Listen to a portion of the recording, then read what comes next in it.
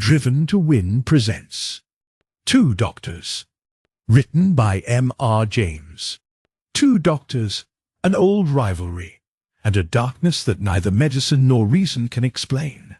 Let begin the story. It is a very common thing, in my experience, to find papers shut up in old books, but one of the rarest things to come across any such that are at all interesting. Still, it does happen, and one should never destroy them unlooked at. Now, it was a practice of mine before the war occasionally to buy old ledgers of which the paper was good, and which possessed a good many blank leaves, and to extract these and use them for my own notes and writings. One such I purchased for a small sum in 1911. It was tightly clasped, and its boards were warped by having for years been obliged to embrace a number of extraneous sheets. 3/4 of this inserted matter had lost all vestige of importance for any living human being. One bundle had not. That it belonged to a lawyer is certain, for it is endorsed. The strangest case I have yet met, and bears initials, and an address in Gray's Inn. It is only materials for a case, and consists of statements by possible witnesses. The man who would have been the defendant or prisoner seems never to have appeared. The dossier is not complete, but, such as it is, it furnishes a riddle in which the supernatural appears to play a part. You must see what you can make of it. The following is the setting and the tale as I elicit it. Dr. Abel was walking in his garden one afternoon waiting for his horse to be brought round that he might set out on his visits for the day. As the place was Islington, the month June, and the year 1718, we conceive the surroundings as being countrified and pleasant. To him entered his confidential servant, Luke Jennett, who had been with him 20 years. I said I wished to speak to him, and what I had to say might take some 1/4 of an hour. He accordingly bade me go into his study, which was a room opening on the terrace path where he was walking, and came in himself and sat down. I told him that, much against my will, I must look out for another place. He inquired what was my reason, in consideration I had been so long with him. I said if he would excuse me, he would do me a great kindness, because this appears to have been common form even in 1718. I was one that always liked to have everything pleasant about me, as well as I can remember. He said that was his case likewise, but he would wish to know why I should change my mind after so many years. And, says he, you know there can be no talk of a remembrance of you in my will if you leave my service now. I said I had made my reckoning of that. Then, says he, you must have some complaint to make, and if I could, I would willingly set it right. And at that I told him, not seeing how I could keep it back, the matter of my former affidavit, and of the bedstaff in the dispensing room, and said that a house where such things happened was no place for me. At which he, looking very black upon me, said no more, but called me fool, and said he would pay what was owing me in the morning. And so, his horse being waiting, went out. So for that night I lodged with my sister's husband near Battle Bridge, and came early next morning to my late master, who then made a great matter that I had not lain in his house, and stopped a crown out of my wages owing. After that I took service here and there, not for long at a time, and saw no more of him till I came to be Dr. Quinn's man at Dodd's Hall in Islington. There is one very obscure part in this statement, namely, the reference to the former affidavit and the matter of the bedstaff. The former affidavit is not in the bundle of papers.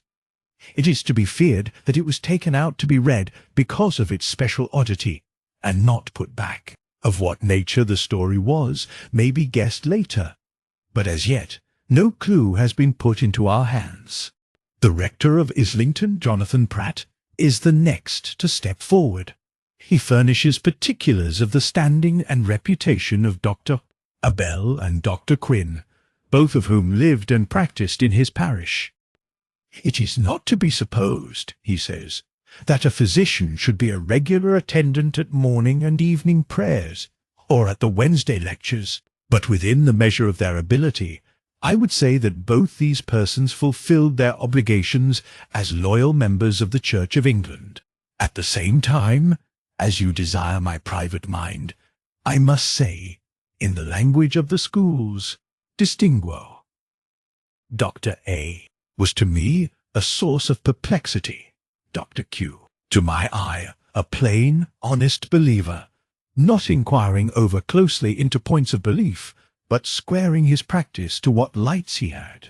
The other interested himself in questions to which Providence, as I hold, designs no answer to be given us in this state. He would ask me, for example, what place I believed those beings now to hold in the scheme of creation, which by some are thought neither to have stood fast when the rebel angels fell, nor to have joined with them to the full pitch of their transgression. As was suitable, my first answer to him was a question. What warrant he had for supposing any such beings to exist?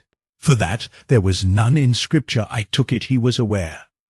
It appeared, for as I am on the subject, the whole tale may be given, that he grounded himself on such passages as that of the Satyr, which Jerome tells us conversed with Antony, but thought too that some parts of Scripture might be cited in support.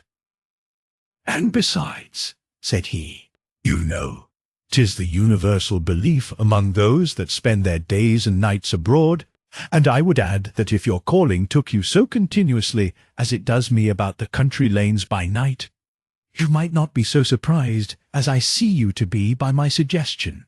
You are then of John Milton's mind, I said, and hold that. Millions of spiritual creatures walk the earth, unseen, both when we wake and when we sleep. I do not know, he said, why Milton should take upon himself to say unseen, though to be sure he was blind when he wrote that. But for the rest, why, yes, I think he was in the right. Well, I said, though not so often as you, I am not seldom called abroad pretty late, but I have no mind of meeting a satyr in our Islington lanes in all the years I have been here, and if you have had the better luck, I am sure the Royal Society would be glad to know of it. I am reminded of these trifling expressions because Dr. A took them so ill, stamping out of the room in a huff, with some such word as that these high and dry parsons had no eyes but for a prayer book or a pint of wine. But this was not the only time that our conversation took a remarkable turn. There was an evening when he came in, at first seeming gay and in good spirits, but afterwards, as he sat and smoked by the fire, falling into a musing way, out of which to rouse him I said pleasantly that I supposed he had had no meetings of late with his odd friends, a question which did effectually arouse him, for he looked most wildly, and as if scared, upon me, and said, "You were never there." "I did not see you. Who brought you?" And then in a more collected tone, "What was this about a meeting? I believe I must have been in a doze." To which I answered that I was thinking of fauns and centaurs in the dark lane, and not of a witch's Sabbath. But it seemed he took it differently. "Well," said he, "I can plead guilty to neither, but I find you very much more of a sceptic than becomes your cloth. If you care to know about the dark lane, you might do worse than ask my housekeeper that lived at the other end of it when she was a child." "Yes," said I, "and the old women in the almshouse, and the children in the kennel. If I were you, I would send to your brother Quin for a bolus to clear your brain." "Damn Quin," says he, "talk no more of him. He has embezzled 4 of my best patients this month. I believe it is that cursed man of his, Jennet, that used to be with me. His tongue is never still. It should be nailed to the pillory if he had his deserts. This, I may say, was the only time of his showing me that he had any grudge against either Dr. Quin or Jennet, and as was my business, I did my best to persuade him he was mistaken in them. Yet it could not be denied that some respectable families in the parish had given him the cold shoulder, and for no reason that they were willing to allege. The end was that he said he had not done so ill at Islington, but that he could afford to live at ease elsewhere when he chose. And anyhow he bore Dr. Quinn no malice. I think I now remember what observation of mine drew him into the train of thought which he next pursued. It was, I believe, my mentioning some juggling tricks which my brother in the East Indies had seen at the court of the Rajah of Mysore. "A convenient thing enough," said Dr. Abel to me, "if by some arrangement a man could get the power of communicating motion and energy to inanimate objects, as if the axe should move itself against him that lifts it. Something of that kind? Well, I don't know that that was in my mind so much. But if you could summon such a volume from your shelf, or even order it to open at the right page." He was sitting by the fire. It was a cold evening, and stretched out his hand that way, and just then the fire irons, or at least the poker, fell over towards him with a great clatter, and I did not hear what else he said. But I told him that I could not easily conceive of an arrangement, as he called it, of such a kind that would not include as one of its conditions a heavier payment than any Christian would care to make, to which he assented. "But," he said, "I have no doubt these bargains can be made very tempting, very persuasive. Still, you would not favour them, eh, Doctor?" "No, I suppose not." This is as much as I know of Dr. Abel's mind and the feeling between these men. Dr. Quinn, as I said, was a plain, honest creature, and a man to whom I would have gone. Indeed, I have before now gone to him for advice on matters of business. He was, however, every now and again, and particularly of late, not exempt from troublesome fancies. There was certainly a time when he was so much harassed by his dreams that he could not keep them to himself, but would tell them to his acquaintances, and among them to me. I was at supper at his house, and he was not inclined to let me leave him at my usual time. "If you go," he said, "there will be nothing for it, but I must go to bed and dream of the chrysalis." "You might be worse off," said I.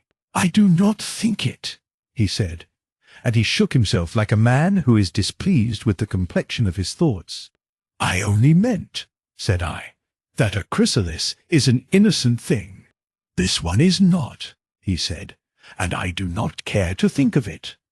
However, sooner than lose my company he was fain to tell me, for I pressed him, that this was a dream which had come to him several times of late, and even more than once in a night.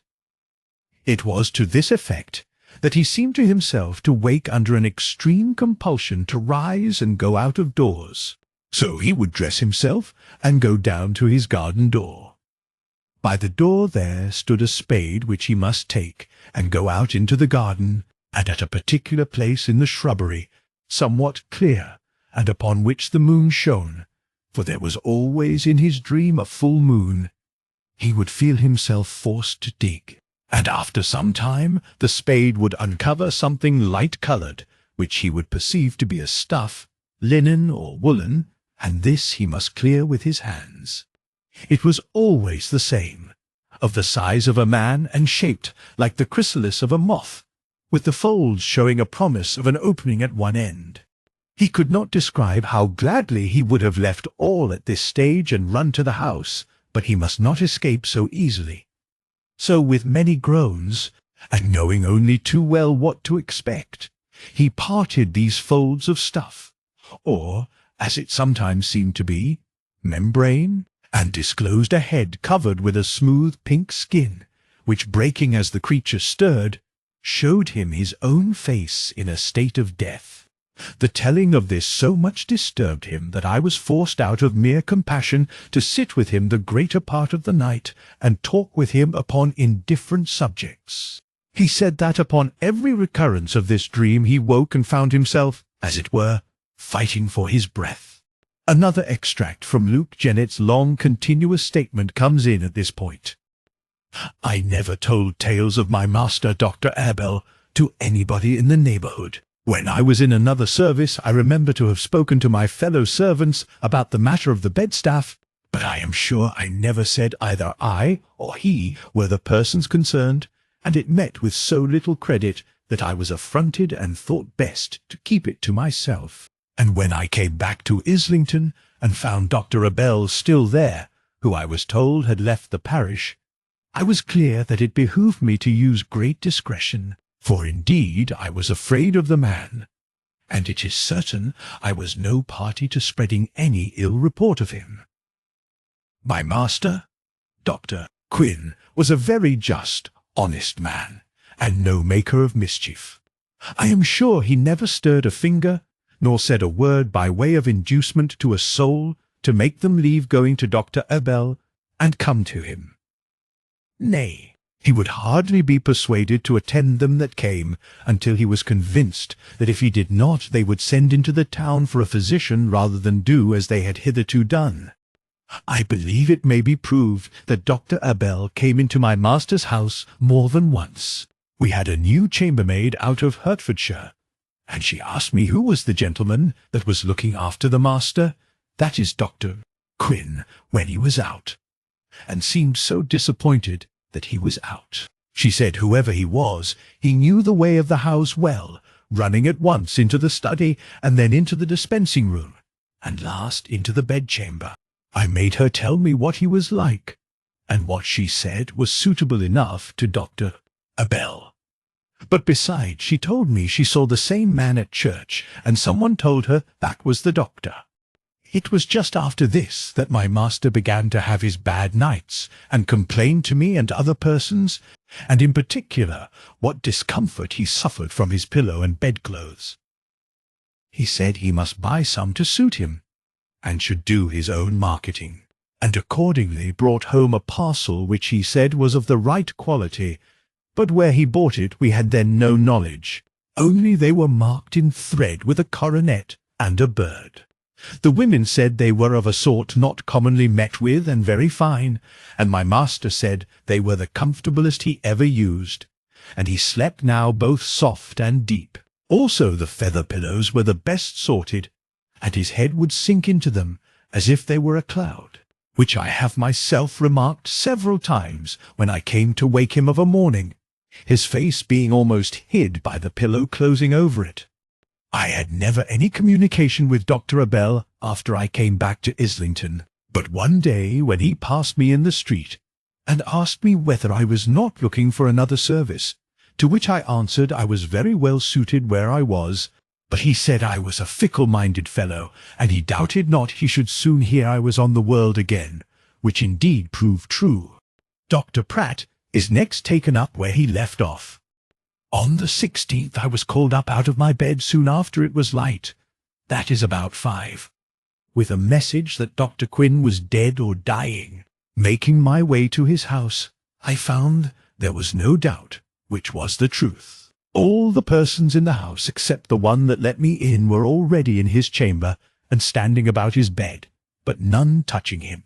He was stretched in the midst of the bed, on his back, without any disorder, and indeed had the appearance of one ready laid out for burial. His hands, I think, were even crossed on his breast. The only thing not usual was that nothing was to be seen of his face, the two ends of the pillow or bolster appearing to be closed quite over it. These I immediately pulled apart, at the same time rebuking those present, and especially the man, for not at once coming to the assistance of his master. He, however, only looked at me and shook his head, having evidently no more hope than myself that there was anything but a corpse before us. Indeed, it was plain to anyone possessed of the least experience that he was not only dead, but had died of suffocation. Nor could it be conceived that his death was accidentally caused by the mere folding of the pillow over his face. How should he not, feeling the oppression, have lifted his hands to put it away, whereas not a fold of the sheet, which was closely gathered about him, as I now observed, was disordered? The next thing was to procure a physician. I had bethought me of this on leaving my house, and sent on the messenger who had come to me to Dr. Abel. But I now heard that he was away from home, and the nearest surgeon was got, who, however, could tell no more, at least without opening the body, than we already knew. As to any person entering the room with evil purpose, which was the next point to be cleared, it was visible that the bolts of the door were burst from their stanchions, and the stanchions broken away from the doorpost by main force, and there was a sufficient body of witness, the smith among them, to testify that this had been done but a few minutes before I came. The chamber being moreover at the top of the house, the window was neither easy of access, nor did it show any sign of an exit made that way, either by marks upon the sill or footprints below upon soft mould. The surgeon's evidence forms, of course, part of the report of the inquest, but since it has nothing but remarks upon the healthy state of the larger organs and the coagulation of blood in various parts of the body, it need not be reproduced. The verdict was death by the visitation of God.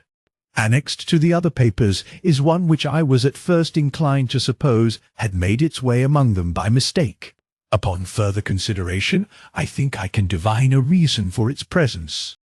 It relates to the rifling of a mausoleum in Middlesex which stood in a park, now broken up, the property of a noble family, which I will not name.